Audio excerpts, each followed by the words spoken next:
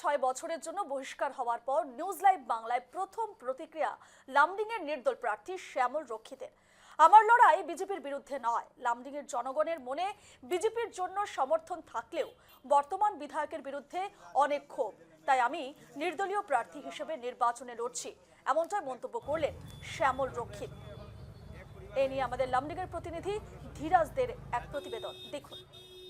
সমকালীন নির্বাচন, তাই প্রতিটা রাজনৈতিক দলের পাশাপাশি নির্দলীয় প্রার্থীরা কিন্তু ইতিমধ্যে প্রচার অভিযানে নেমেছেন এবং ইতিমধ্যে লামডিং কেন্দ্রে যে 64 নং লামডিং কেন্দ্র যিনি নির্দলীয় প্রার্থী, আমি সাথে কথা বলবো। প্রথমে আমি আপনার সাথে জানতে চাইবো আপনার এই প্রচার সম্পর্কে প্রথমে বলুন। প্রচার তো আমি বহুত ভালো পেয়েছি।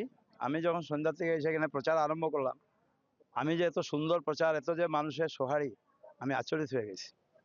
কিন্তু অ্যাকচুয়ালি পাবলিকের বিজেপির বিরুদ্ধে কোনো কোনো ইয়ে নাই, কমপ্লেন নাই। কমপ্লেন আছে বর্তমান বিধায়ক যে আছে ওনার বিরুদ্ধে কমপ্লেন, ওনার কুশাসনের জন্য প্রবলেম। এটাই আমি পাইছি এখানে লামডিংয়ে আইসা। কারোর বিজেপির প্রতি কারো কোনো ক্ষোভ নাই, কিন্তু ক্ষোভ আছে ক্যান্ডিডেট যে আগের বিধায়ক আছিল ওনারে আবার পূর্ণ ক্যান্ডিডেট দেওয়াতেই পাবলিক সব তার উপরে বিরক্ত হয়ে গেছে। ইতিমধ্যে দলের থেকে আপনাকে বহিষ্কার করা হয়েছে, এই সম্পর্কে আপনি কি বলবেন? না, দলের তো আমার বহিষ্কার করে, আমি নিজেরই জান দিছি। কোথায় দলের থেকে বহিষ্কার করবে? কিভাবে দল হচ্ছে বহিষ্কার করবে? আমি নিজেরই জান দিয়েছি, বহিষ্কার কেন করবে?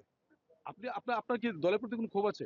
আমার দলের প্রতি কোনো ক্ষোভ নাই, কিন্তু আমি যখন ইলেকশন লড়তে হবে তখন আমার নিয়ম যেটা যেটা আমার দলের সংবিধান আছে, আমি যদি নির্দল খেলতে লাগে আমি দলের থেকে রিজাইন দিতে লাগবো। আমি নিজে রিজাইন দিছি, আমার কেন গোবর খাস? আপনার মূল ক্ষোভ কার উপরে? আমার মূল ক্ষোভ কারোর উপরে না, যে এখানে রাইজের যে ক্ষোভ, এই ক্ষোভ আমারও ক্ষোভ, আর বিধায়কের উপরে ক্ষোভ।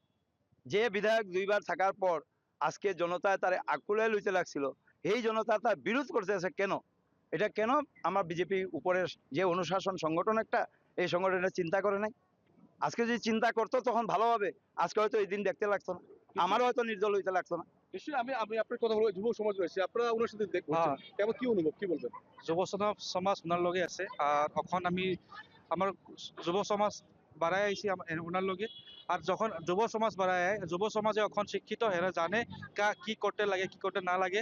এখন যদি আপনারা চায় তাহলে আমার যে এখনের বিধায়ক আছে, এই বিধায়ক যখন পর্যন্ত আমার এই জায়গায় আছে, এই জায়গায় কিছু উন্নয়ন হয়েছে না হয়েছে তা পরের কথা।